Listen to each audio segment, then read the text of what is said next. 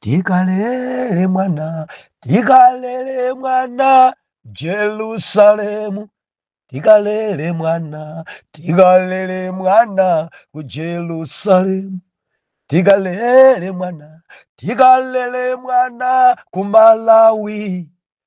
Tikalele mwana, tikalele mwana, ku Malawi. Tikalele mwana, tikalele mwana, ku Chikwawa. Tikalele mwana, tikalele mwana, ku Chikwawa. Tikalele mwana, tikalele mwana, kwa Nkabu. Tikalele mwana, kwa Finishi. Tikalele mwana, kubangula pano. Tikalele mwana, kunsanje. Tikalele mwana, babangula. Tikalele mwana, kunsanje pano. Ndiulandile nokondedwa omvera konse kumene muli. Heneleke Chale, mtumiki wanu, believer, lelo pa 3 June 2025, movie wachiponye-ponye, umboni. Mulungu amasamala, kapena kuti amalera.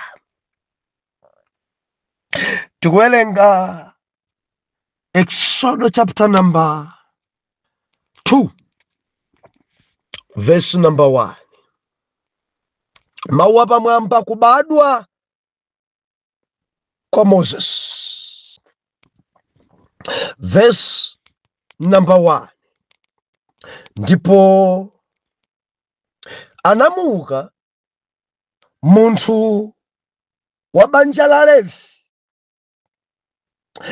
natenga mwana wa mkazi wa Levi, ndipo anayima mkaziyo,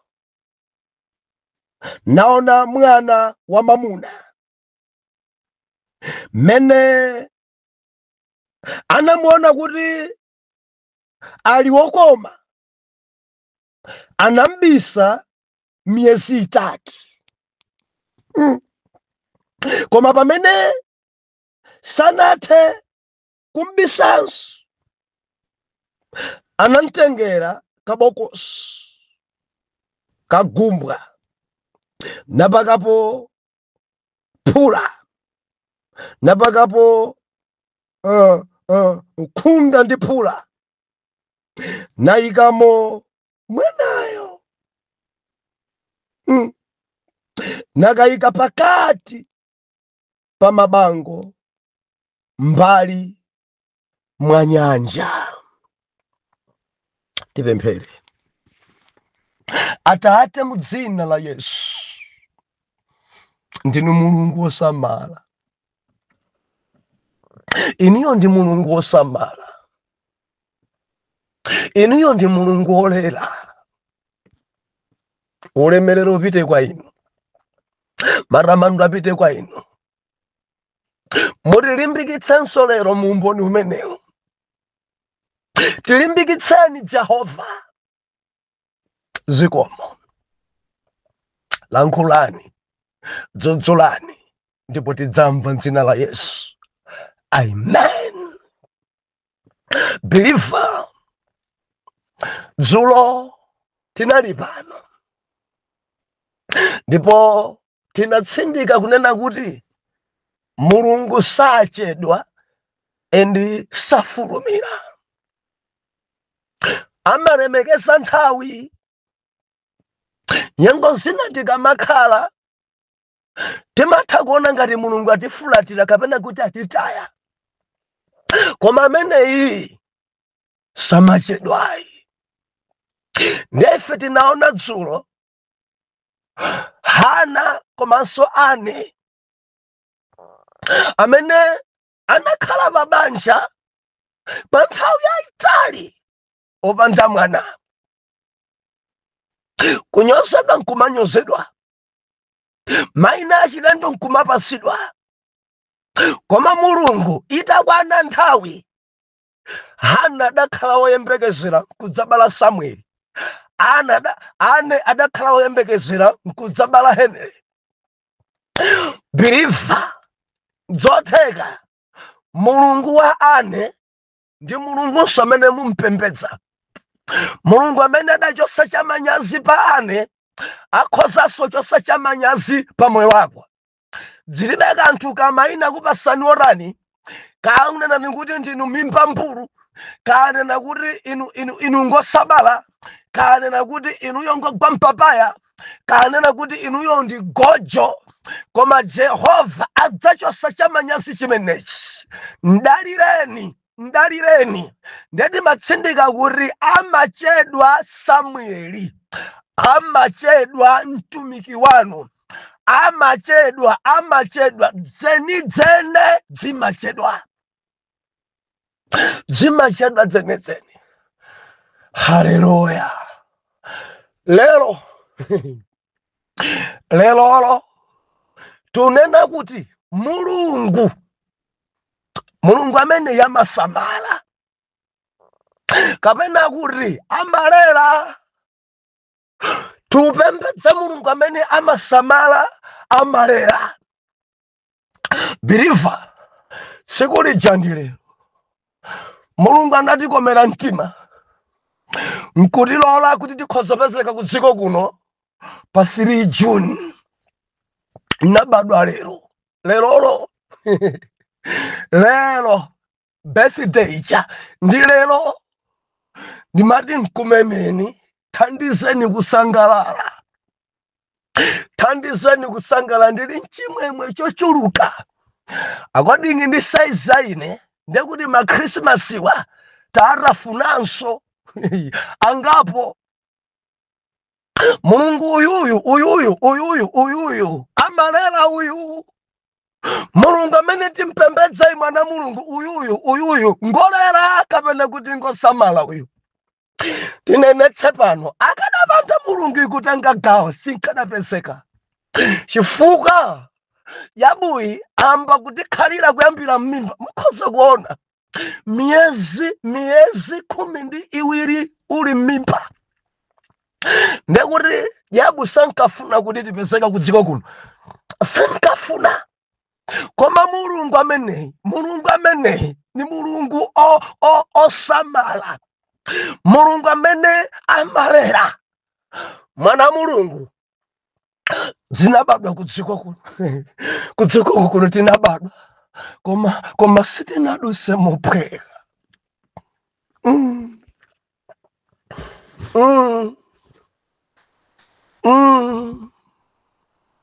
Biliva John nanena kuti mimba ya Ane itamasuka dango masukiratu nzima yuyu anabala. Mwinanso ndukayika kuti kulerako kudalipo bwinobwino. Nzima yuyu chimodzimodzi ndi Hana nanso adabala kopsa kubala. Musamageze Samueli kali ndi ana ambiri. Hana werengani Baibulo yanu, adabereka ana ambiri. Nanso Ana kuti noni nkacheda kuti ananso adabereka ambiri. Haleluya. Kudziko kuno tasala kwa raru, ena onsewo atsogola ku ulemerero. Haleluya. Titangobadwa sipadapite nthawi Biliva bambo aja nkutisiya. Kutisiya umasiye ngowawa. Ineyo ndikuudziwa akamanena kuti mwana uyu ngwamasiye uyu, akamanena kuti mwana uyu akulamma yake, ndikudziwa kuwawa kumene mwana makumana nako.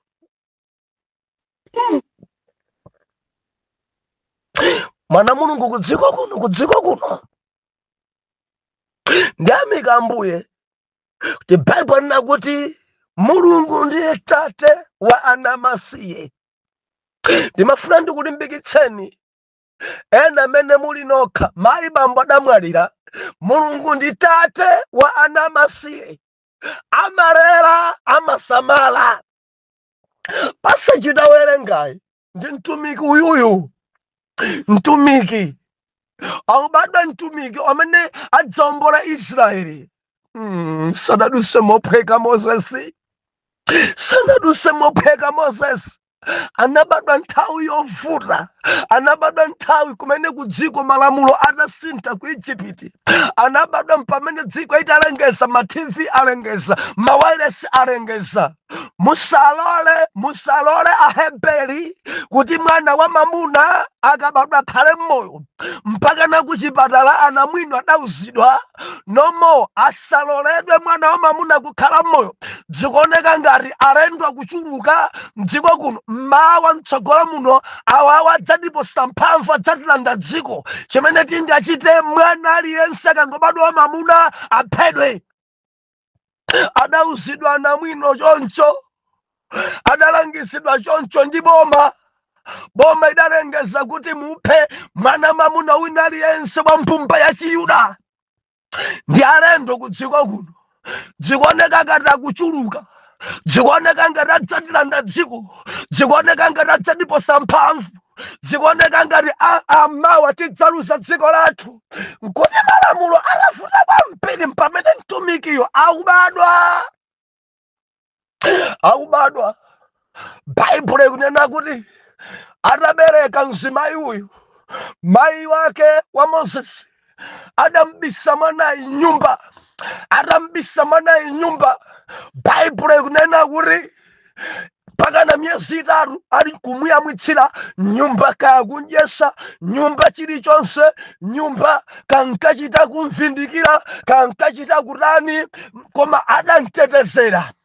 Koma mzimayi akafuna tetezera, mzimayi akafuna tetezera. Mayi uyu mandikoneni kulimpa mtima mwa mzimayi uyu. Mzimayi amene Mulungu adamthandiza kutetezera mtumiki, kusamala mtumiki. Mzimayi amene Mulungu adamthandiza kuti akhoze kumbisa mtumiki nyumba. Ankadusa asilikali pompo pamene adali woyembekezera anthu ankamuyang'ana. Adangoona mimba ibasi nkumadabwa. Mwina nkumaganiza kuti basi mwana ake ndiye kuti adabala kuchipatala, ndiye kuti basi anamwino adampha. Wasadziwa kuti Mozesi ali nyumba, akuyamwa nyumba, ngati akudya porridge ndi nyumba. Baibulo linena kuti idafika nthawi yoti sangathenso kumbisa. Adatani mzimayi. Kodi mukudziwa plani yonse ikuchitika apa? Plani yonse ndi akumwamba. Madongosolo onsewa ndi a Mulungu.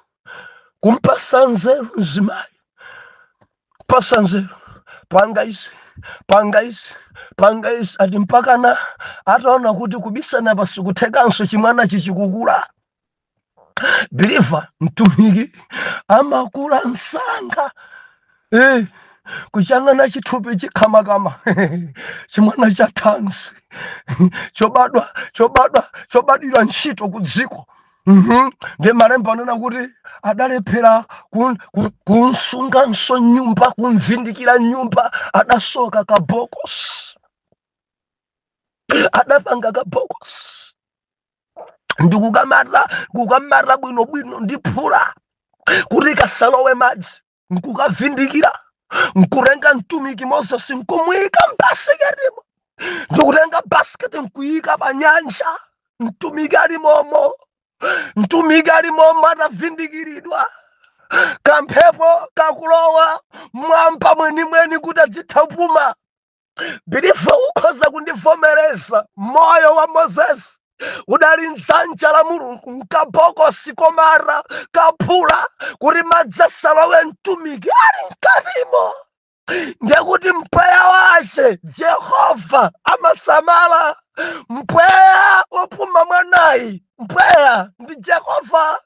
Sadalole kuti mwanayi afe mbokosi, sadalole kuti mwanayi apitilire mbokosi. Adamponya pakati pa nyanja, mabango, mtumiki ali mmenemo. Baibulo inena kuti ali mkatimo akulira. akulira ah, ah, ah, ah, ah, ah. Mwana akulira mai yake amponya. Chimene Mulungu adachita adampangisa mwana wa Farao shawa usaifuna kuti asambe mnyumba mwawo. Kuntentha sathupi kungufuna kuti akasambe kunyanja basi. Thupi lonse kunyowa ya mwana Farao. Kunyowa ni madresi onse kunyowa. Kona kuti baba shawa singagwire. Ndi akuza atsika nake kuti tiyeni mundiperekeze tikasambe kunyanja. Amarera Jehova, amasamala Jehova. Pilifa tupembedze Mulungu amene Mulungu amene mampasa wina kutentha kunsowesa mtendere wina kutentha shawa osaifuna kuti akhoza kusamba nyumba mwake koma kutenthesa kumpasa thukura pa mtima pache kumangolakalaka kunyanja ndikasambe kunyanja ndikasambe kunyanja amasamala Jehova funa pulumutsa mtumiki. Atangofika kunyanja atsika na jabalala kenako maso ache paka bokosi pompo mvekere mwana Farao bokosi yangayo iwe kanditengere iwe wina kuthamanga sanga atangopita katengati nkuti mulongo wake wa Moses ali pa mtunda akuyang'ana kodi chinchitikire blaza wanga nchani chingwere blaza wanga nchani endi chemwali wake ankamva kulira blaza wake mbokosi adalibe mpata oti angathe kulera adalibe mpata oti angathe kusamala idali nthawi ya Jehova yekha kuti Moses akhale mmoyo. Ilatengedwa bokosi ndatsika naja adabwera naye nkuvundukula kuyang'ana mkatimo adampeza mwana wa mamuna mwana wa Farao nakuti ndamdziwa uyu ndi mwana wa mamuna wa Chiheberi. Mwana uyu ndi wa Chiheberi chichawa china ndi mwana wa mamuna uyu Muyuda uyu ndi Muyuda uyu mwana ingwe mamuna ndi Muyuda. Kuyambira tsopano akhala mwananga, kuyambira tsopano ndi nsamala ndine, kuyambira tsopano ndi mulere ndine, kuyambira tsopano ndi mtetezera ndine, kuyambira tsopano akhala mwana wanga. Na ndipeze wantchito kuti andilelere mwana. Jehova amasamala, Jehova amalera, Jehova ndikuti Jehova pilifa. Pompo chemwana wache adayandikira ya mwana adokongola ningakufunireni wantchito akusamalireni mwana akuleleleni mwana muziganizira zingati pamwezi ndikupezereni wantchito kuti akusamalireni mwana koma wantchitoyo wa Chiheberi mwana Farao adavomereza ndisakire mzimayi woti andilelere mwanayi mwezi ukatha kasi sererake ndidzitumiza ndine nkaka ndidzitumiza ndine zovala ndidzitumiza ndine matewera ndidzitumiza ndine chilichonse cha mwanayi ine prisukulu zonse ndine mwana abwere adadansaka mayi ake adangopita state mayi 10 akutengedwa mayi ake a Moses ndikupasidwa so mwana imwe uja ushu biliva mukutha kuona kulera kwa Mulungu mwana uja uyu ndakumuza kuti ndidzikupasa ndalama mwezi uno wonse chitsanzo chabe 200,000 akugwira ntchito ndi kwa president 200,000 yakukwanira tikuonjezere mayi a Moses ati yambiri imene matewera zonse ndine ndidzichita china chilichonse ndine endi mtumiki uyu makulidwe achadakula ku nyumba yachifumu mwezi uzako amatha salale ikulowa kwa mayi ake zovala zimene kuvala zapamwamba adalala chonchindani yawe adasamala chonchindani yawe biliva koma mukauyang'ana moyo wa Moses poyamba adangokhala movindikiridwa nyumba poyamba adachita kubisidwa nyumba thukura nyumba kenako akutengedwa nkuikidwa mkabokosi nyengo zimenezi ndi nyengo zowawa koma Jehova amasamala mwana Mulungu ntangobadwa kungobadwa kudziko kuno takumana ndi zinthu nyengo izi zoyamwisidwa nyumbazi zobisidwa nyumbazi tikukamba nyengo zowawa, nyengo zovuta, eti nkumayikidwa mbokosi, nkumatidwa phula kupuma muchitabanika, nyengo zimene zinzowawa.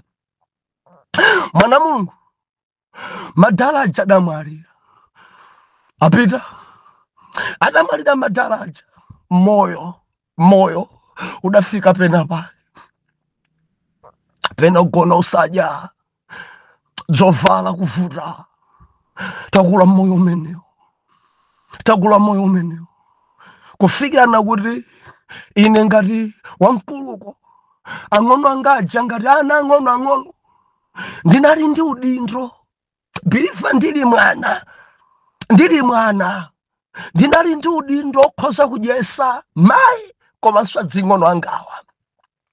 Ntchito amene ndidayamba kugwira mu mwana umenewu ndi ija yophambewa, asena nzaga mundivomereza kumatchera maliwa ndikumaphambewa, ndikamabwera nazo nkumasinthana, ena ndi chakudya, kadi patsa ufa, kadi patsa kachimanga kamene kunkupita kuchigayo nkumadya ine mayi ndi ang'ono angawa.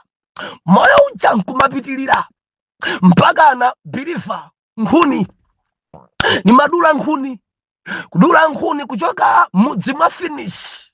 Nimanena kuti tikalele mwana kwa Ngabu, tikalele mwana kwa finish.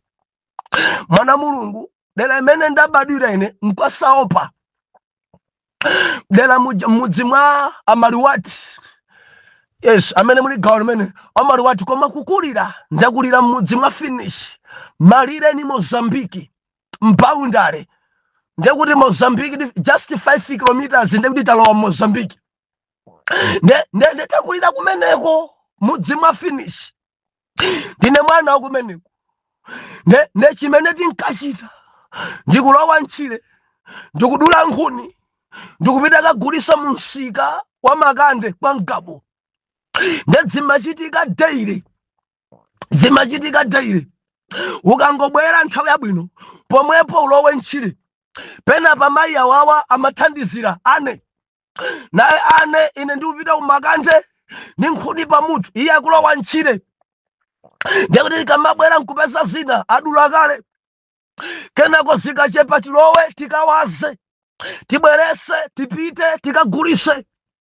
Nkumauzungulira msika wa Ngabu, nkumazungulira manyumba amabwana chanadi kuja kunadi uko, zungulira kumunsi kunsika wa kale kuchipatala uko, kuzungulira kwa Maremia uko konse kuja taenda, kuzungulira malainimu taenda mose muja. Nkhuni ukamadusa omfera moyo huu mulungu amasamala. Umakosa kuti wadusa muna mtunda wa muna 200 meters, wina kukwitana kuti wankhuni ndi umadzakhota kumene kuja tumaumanga mtolocha wa utali kuti udzipepuka, ndi ukamakhota ukamabwerera kudzafika paliye paja usada utule pasa ndakuti ndifuna ndione mtengo wakewo. Sumayaka chabwino ingopitani, ndiye kuti ukubwereranso mene paja ukupita ulendo kumene kude, ndiye ukafika chakuita neso tabwera kuti wankhuni tabwera mwina mtunda wa 300 upita kumene kuja mwina wazisiya pansi kuzigwira mtengo umene utsi, basi nyamulani pitani. Moyo umenewo moyo okhala mpasiketi, moyo ovindikiridwa, moyo uwawa. Kenako tigulitse tipite tipeseka ufa nkumadya ine ang'ono anga ndi mayi.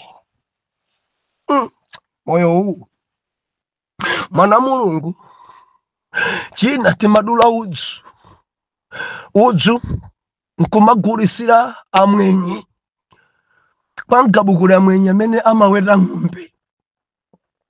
Ena mumadziwa kwambiri asadiki miya maremu amene anali nuna anali ma-MP amene aja mabwera kumudzi magali muro wawo nkudzagula udzu odyesa ziweto. Achina Isa masiku amenewo adali anthu panopa mafamu adachulukira koma masiku ndi kunenawa amene ankagula udzu adali awiriwa. Ndeti maudula udzu mmapiri kudula udzu mmapiri kumaitanisa kuti bwere thalakita jaibwere idzanyamule ndiye ukanyamula sabweresa ndalama kwathuko kumapiriku ndakabweresa anyamule udzu onse uja ndadzikukwezani pamwamba pa maudzu pamwamba kuti tiyeni mukalandire ndalama zanu kwa Ngabu. Ndiye ukamapita ndi galimoto ija ukafika kwa Ngabu kumafamu kwawo udzu uja basi akutchaja kuti mtengo wacho umakhala ndi iyeyo osati iweyo ndi mtengo. Moyo unowo Bilifa ngopweteka mwenye chakunena kuti udzu umenewo ndikugula pa mtengo wakuti ndipo sungatsutsa chifukwa wafika kale mufamu amakupasa ina iliyonse mmene angatchajire. Galimotoyi ikona ngati sinadzadze bwinobwino ndikuti pamenepa atikupasani kakati 200 ndiomweyo kati kupasani 500 mmene iyeyo akufunira mwapereka. Ndiye akakupasani galimoto jasibwereranso kumene kuti ndiye muyambe wapansi atakupasani ndalama mwini. Kakukupasani folokoloko ndiye mugube muyambe 1 2 mpaka mukafike kumalire Mozambiki kuja. Mulungu amasamala.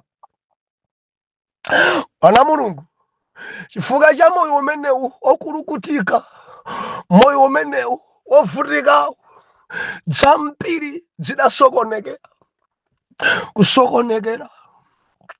Mundimva kaya sukulu idativuta titonse na Mulungu sukulu idavuta umphawi si zinthu. Nthawi imene nkuri tikungovala kabudula endi kabudula wadzigamba mwina mmarako munkumaoneka mobokaboka zidazosasamala mimpa yonse pa mtunda. Bilifa nsapato ayi tilibe nsapato olopatapata waleroyi mmati gbaladi waleroyo kulibe kumangopha nyerere umphawi si zinthu. Takula moyo umenewu anda chimene chidachitika nsinkutafika pokula kuti mwina tufunako kuti tikwatire. Bilifa dziko iyi njozunza iyi zidavura. Mawa ndidzakuwuzani kuti tinakumana naye bwanji Yesu ndipo tidzanene zimene takumana nazo titakumana naye Yesu. Takumana ndi chani? Tadusamurani nkhondo utatembenuka mtima mawale zimenezo. Mulungu asintha bwanji nyengo mawa zimenezo. Koma ndimafuna ndikuwuzeni kuti chifukwa cha umphawiwu, chifukwa cha kusaukaku, sukulu idavuta, idakanika, zosaenda. Now sukulu yakanika makalasi awiri okha taphunzira standard 1 mpaka na 4. Zimene zine zifotokoze mmawa pamene tidzaphatikizire nkhani yoti dakumana bwanji ndi Yesu. Fati pita ku sukulu kwa chifukwa cha Yesu. Koma mwana Mulungu tamvera itakwana nthawi yoti tufuna banja ana akazi atsikanawa analipo 4 nthawi imodzi. Nanga sitili kwa ya master bacha aliyense maimbidwe oto adali maimbidwe abwino kwambiri. Ndi ana akazi chabatino agwa master and agwa master agwatireni. Haleluya. Koma makolo awo ankanena poera kuna nzosatheka kuri nsenga nkhuni ndula maudzu akwatire mwana wanga. Nzosatheka ndipo amene ujasankha kukwatire mtimphawi. Nzosatheka munthu amene akulephera kudziveka yekha. Nzosatheka. Mulungu yuyu amasamala. Mulungu yuyu amalera uyu. Mwana Mulungu takumana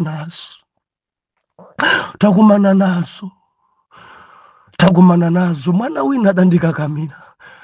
Henele iwe ndi mamuna wanga koma bambo anga olakukana koma ndiwe mamuna wanga. bambo ake mai ake peta pang'ono.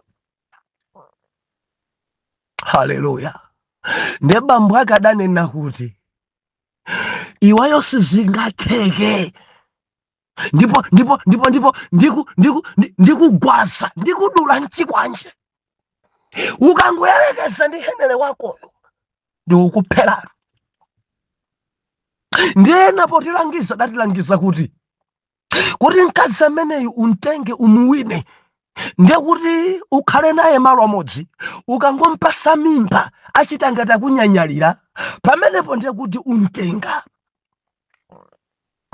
Mwana Mulungu ukafika paja pawesi uphungu unolonso mangona ngati olondola titonseka pamene pati zikhale choncho. Ndetidamba khala malo amodzi mimba yasina chedwenso anthu mimba banja dihenele mimba pereka mimba henele nde madalaja amvekere kuti ngakhale wampasa mimba amene yusuku ntenga ende adantenga ni mimba yomweyo ndikuntenga kuti akamukwatirise kwa mamuna wina wa golosale chakunchalo kuchikwako mweko kunchalo mudzibwatani amati kuntchesu ndikukampasa munthu wa golosale.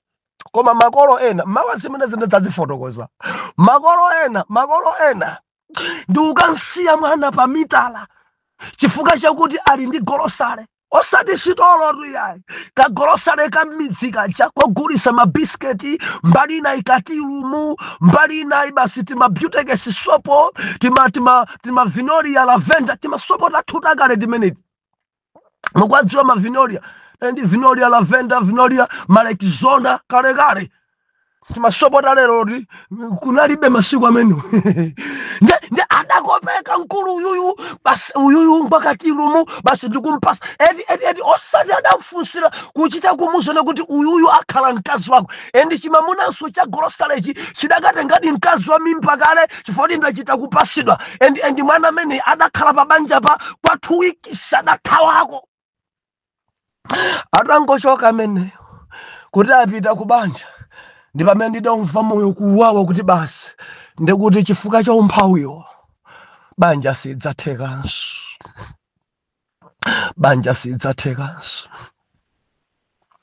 Ndikukumbukira ndikudula udzu ndidachita pemphero ya chibwana kuti Ambuye ngati amene iyi apita ndibwino ndingokhala choncho sakwatiranso. Koma Mulungu amalera, Mulungu amasamala, Mulungu amasamala. Chimene ndikulankhula chinchona chene chimene chidachitika paine ichi chinchona cheni wina sanga chitsutse ichi chinchona cheni amalera amasamala Mulungu ameneyi. Tadusa mu zinthu kusalidwa, tadusa mu zinthu zokanidwa, tadusa mu zinthu and chimene nkanaja sukuti ankatinamizira ndinene pano poyera akamanena kuti nsenga nkhuni ndi chimene tinali, akamanena kuti mphawi ndi chimene tinali. Believe nyumba imene ninkagona ngati kagowero pansi paka maudzu pamwambanso ka maudzu, nyumba imene mayi anga ankagona pansi maudzu pamwamba maudzu endi moto maukolezera pakati pa nyumba kuti nyumba isayake vutika kuzunzika.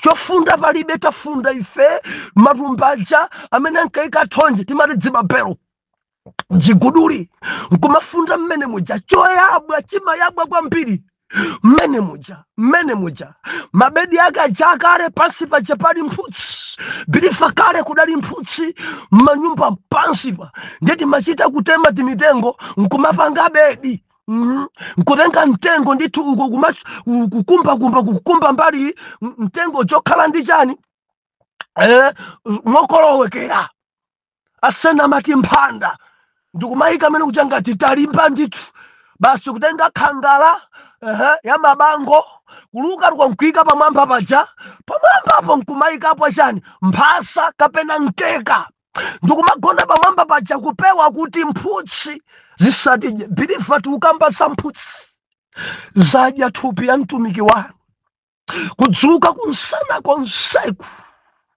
zisungu kupweteka kuyabwa mphutsi, nsikidzi tadusamene mwina arasu mungazimvesei tukamba za mphutsisi kudya uragona kusowa mtendere ukamagonera mbali mene zikukuluma ukamagonera mbali zikukuluma ndiye pulani idapezeka njoti tikonzebedi yachikafiri yachimudzi kumangokumbira kuyika mabango kuyika mitengo basi nkugona pamwambapo kuti beta kuti mphutsisi tizithawe. Amasamala yawe, amalera yawe, moyo yo mwana mulungu tadusa mukuru kutika kwa mpiri, moyo womvesa chifundu, moyo wopweteka. Mulungu ndidate wana masi zimene zidatipangisa sukulu kulephera, zimene zidatipangisa mabanja kutivuta, zimene zidatipangisa zovala kukanika, nsapato kukanika. Ndikuwuzani nthawi ndambavala nsapato mmawali kuti mayala adzipezeka. Mulunguyu amasamala nyengo zonse zimene tinadusazi, nyengo zonsezi Mulungu anali ndi lesoni, anali ndi phunziro, amaphunzitsa moyo wanga. Mwana Mulungu ndikukamba ndi wina udusanso munyengo za paniki, udusanso munyengo zokanidwa, udusanso munyengo zowawa, nyengo zopweteka. Tikupembedza Mulungu amene amasamala, tikupembedza Mulungu amene amalera, tikupembedza Mulungu amene dzoti manena kuti ndi Mulungu amene amalemekeza nthawi. Tikumpembedza ameneyi amene akuona nyengo zako. Ndikukamba ndi wina wayikidwa mbasketi, ndikukamba ndi wina wachita kubisidwa kuti asilikali asakupeza khoza kukupha. Tikupembedza Mulungu ameneyi. Umphawi ena chiyambire sadagone njala ndipo sadziwa kuti kugona njala kundi chani.